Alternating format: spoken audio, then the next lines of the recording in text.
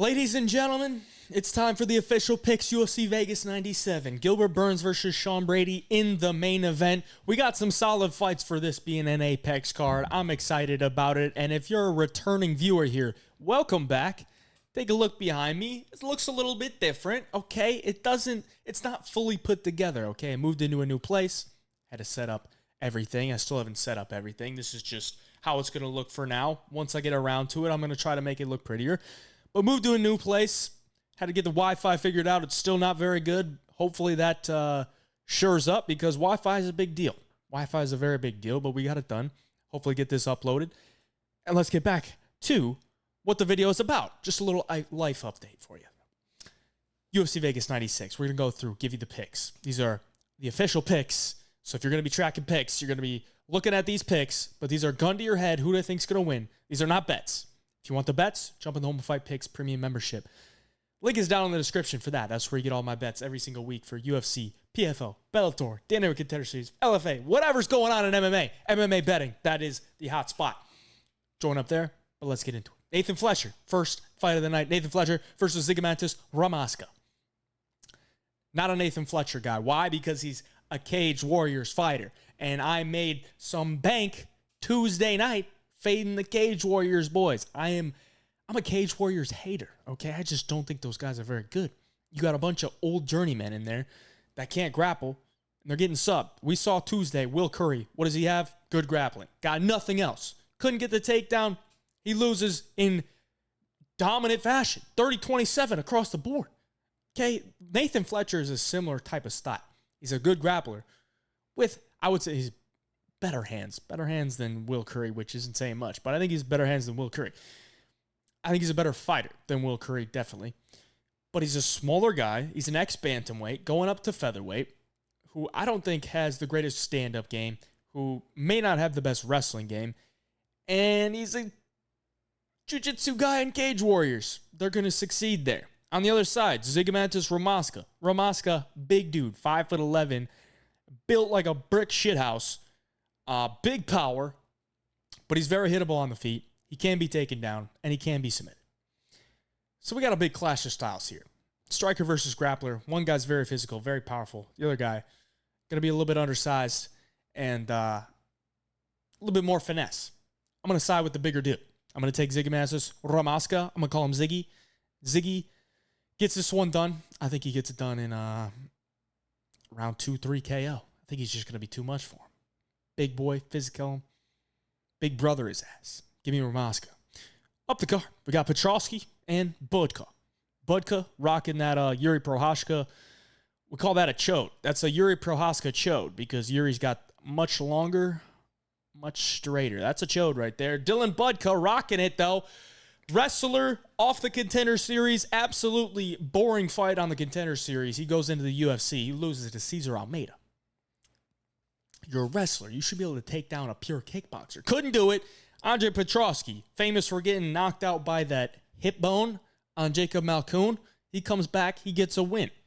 It looks like Andre Petroski is the better grappler overall. When I say that, I mean wrestler and jiu-jitsu combined. I think his jiu-jitsu is far better than Dylan Budka. I think his stand-up is better than Dylan Budka's. But is he more durable than Dylan Budka? We don't know. We don't know, and it's very tough to say he is after he gets knocked out by a hip bone. But that's something he'll never... It's just never going to leave him, okay? You get knocked out by a hip bone, you got to bring it up every time he fights. I think Petroski wins this one. I think he should be able to get on top.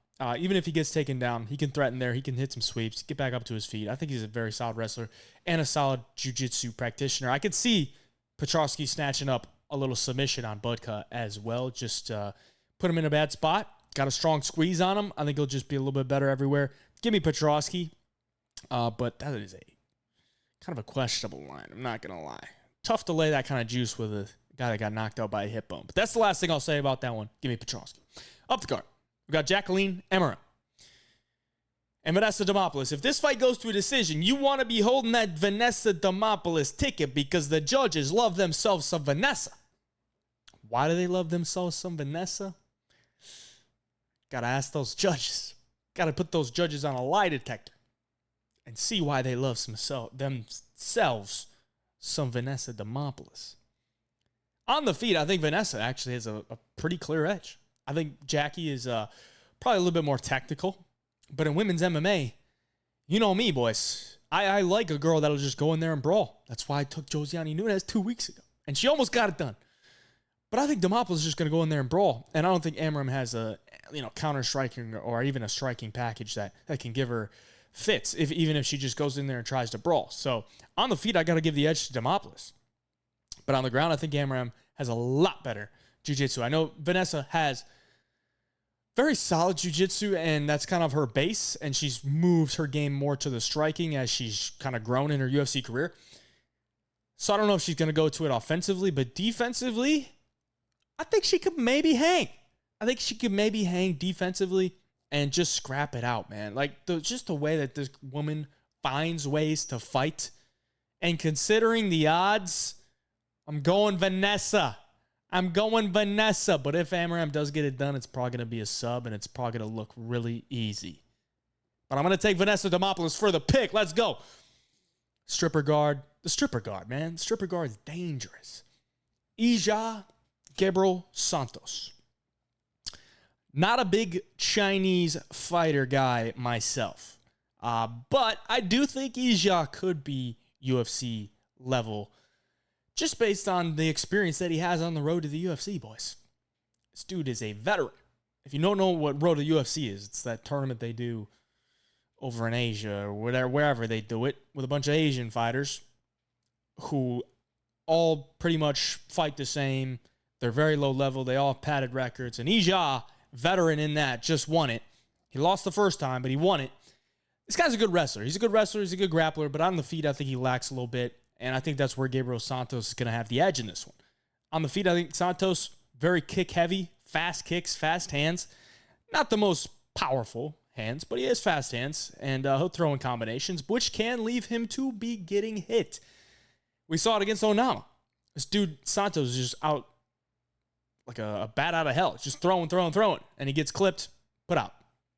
I don't think Ija is going to do that to him here. I think if Ija goes for takedowns, I think Santos could get taken down, but I think he can get back up to his feet, if not threaten with some submissions. Get back up to his feet, do the work there. Give me Gabriel Santos for a pick. Felipe Dos Santos and Andrade Lima. Really looking forward to this one, and two of the better prospects in the flyweight division. Andrade Lima, Bite of the Night winner.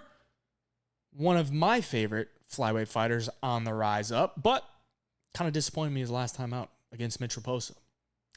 Thought he could have pushed a little bit more of a pace, but it seems to me like when guys fight Andrade Lima, he just lulls you into this slow pace.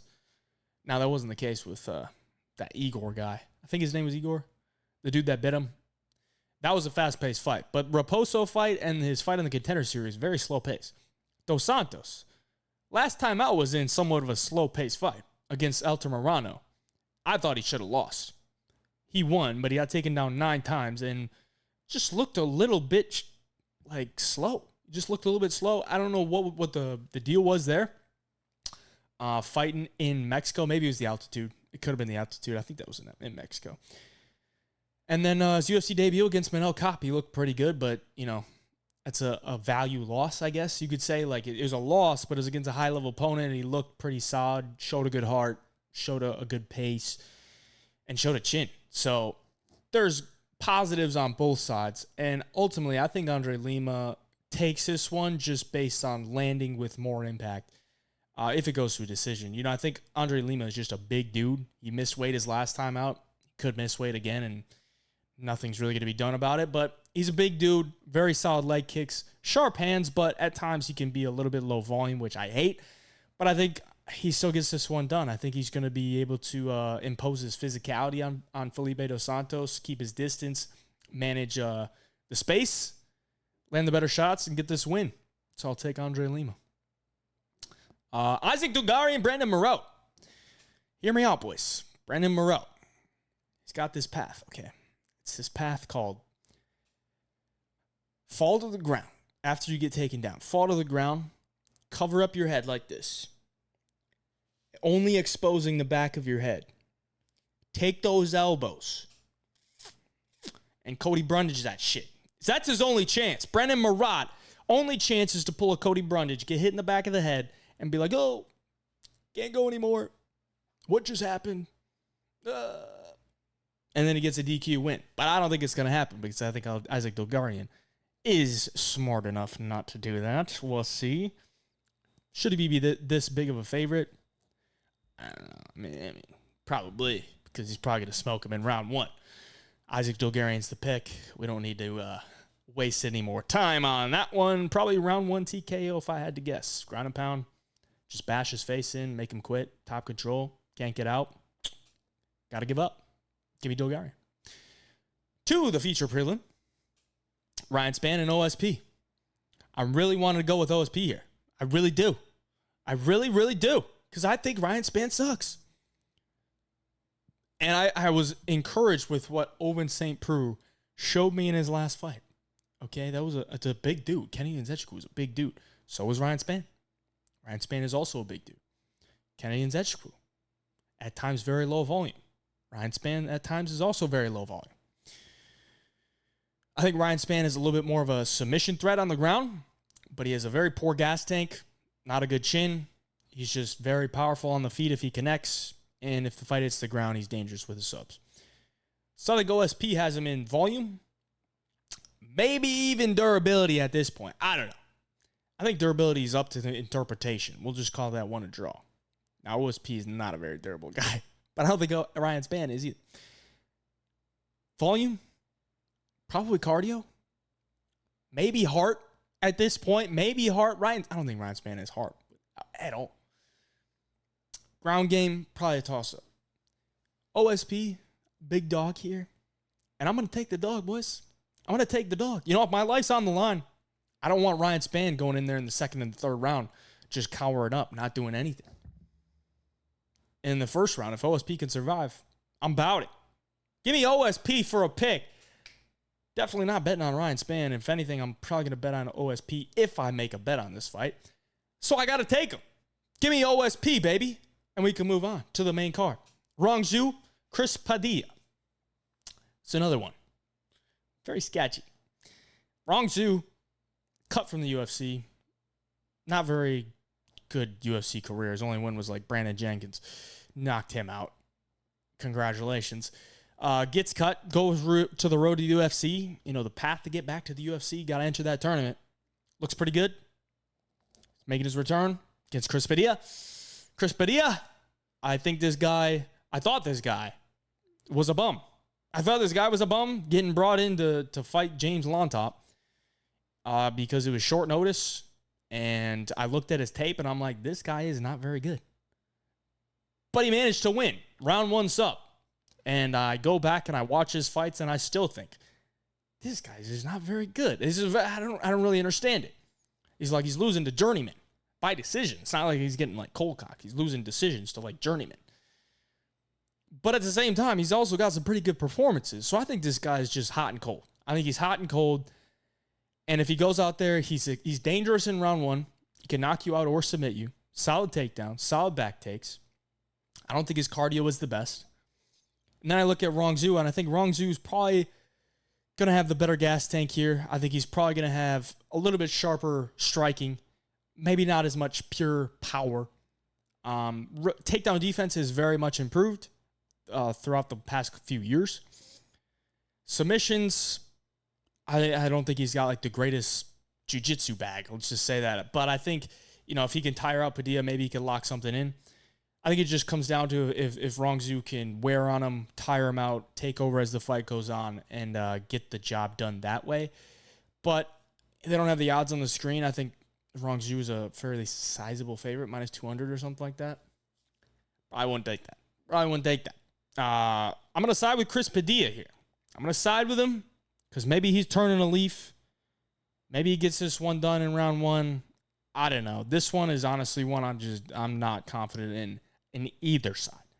But I do think if the fight extends into the second and the third round, Rong Zhu will start to take over. But I'm going to take the dog here. For an official pick, I'm going to take the dog here, Chris Padilla, because I like that plus money. And I ain't doing it, bro. Rong Zhu. Zhu wrong. If you take Rong Zhu, Zhu Rong.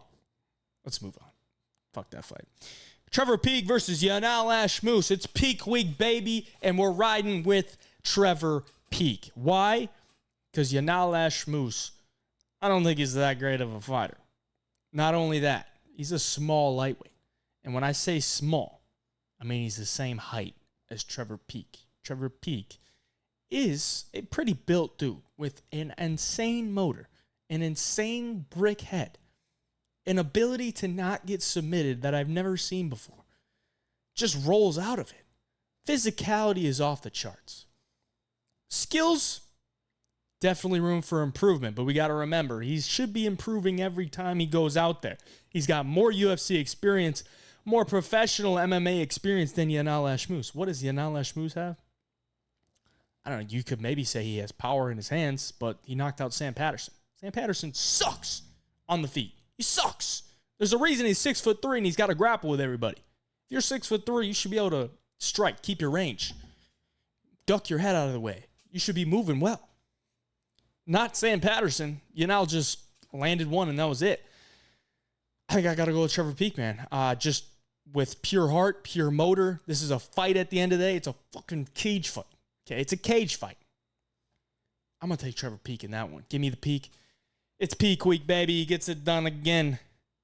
And give him that Tony Ferguson fight next. Not kidding, by the way. Matt Schnell versus Cody Durden. Interesting one here because Cody Durden is a guy that fights very often.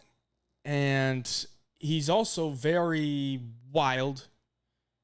He has power in his hands, but it's not like this Steve Ursag fucking set up a left hand or a left hook and just unload it on Matt Schnell type of thing. He's got a nice overhand right, pretty decent left hook, but he wants to get you to the ground. And maybe with Matt Schnell, that's a spot where he can exploit it because Matt Schnell has pretty good jiu-jitsu. And he has, I think, 3 of his last 4 wins are by triangle choke. That's off your back with the leg over the head and the other leg locking it in. So if Cody Durden's getting takedowns here, that triangle choke could be there. Okay, Matt Schnell's not out of this fight. I think he was definitely out of his last fight against Alessandro Costa. But he ain't out of this one because Cody Durden's been submitted a few times. Matt Schnell don't have, pillow fists either. The biggest knock in Matt Schnell is just no chin. No chin whatsoever. And in all reality, I think Cody Durden gets this one done. But it is a little sketchy considering he's taking it on short notice. He's kind of just like, sure, I'll take it. I don't know. I don't know how prepared he is. And if he goes in there and he's underprepared, I don't know. But I will take Cody Durden because you just can't trust Matt Schnell's chin. And my life's on the line. I'm not taking Matt Schnell's chin. So I'll take Cody Durden, but it is a little bit sketchy. A little bit sketchy. Steve Garcia, Kyle Nelson. Steve Garcia fight week, baby. Give me Steve Garcia for the pick. It's not a confident one. I've been way more confident in the past with my Steve Garcia bets. But this one is just tricky to me because Kyle Nelson's a guy that I just can't figure out. I can't figure out this guy for the life of me. I thought he was absolute trash. And then he goes on a 3-fight winning streak against Padilla, who's pretty good. Fernando Padilla's pretty good. Bill Algio's pretty good, maybe towards the end of his career. But Kyle Nelson's just a weird dude. Fights very weird. I don't understand it. Steve Garcia, you're getting. It's a guy that's going to throw bombs. Could get clipped in the process, but he's only been knocked out once, so even if he gets clipped, he ain't out of it. Unless he's out snoozing on the campus. Solid takedown defense. Striking is, it's wild. It's just, I want to kill you. And I'm going to take it here, man. I'm going to take it here. I don't love the odds, but I'm going to take Steve Garcia for the pick. If my life's on the line, I'm going to take Steve Garcia against a lot of guys because that guy's going to go out and fucking go for the finish. Give me Steve Garcia, baby, for the win. I hope he gets another knockout. That make it 5 in a row for me and Steve. I hope so, boys. I hope so. Do we really want Kyle Nelson moving up in the ranks? Hell no. Hell no. Move on. Co-main event, Jessica Andrade, Natalia Silva. I'll keep this one fairly short. It's Natalia Silva. It's Natalia Silva by finish. Possibility it could be a sub. Possibility. But I think Natalia Silva has everything she needs to get this one done. Solid takedown defense. Her footwork is beautiful. Footwork is perfect. You don't want to just walk in and take shots from Andrade. What does Andrade do? She just comes forward and swings these big hooks. And if you have good footwork, then you don't get caught with it because you're moving laterally instead of backwards to where she can land multiple at a time.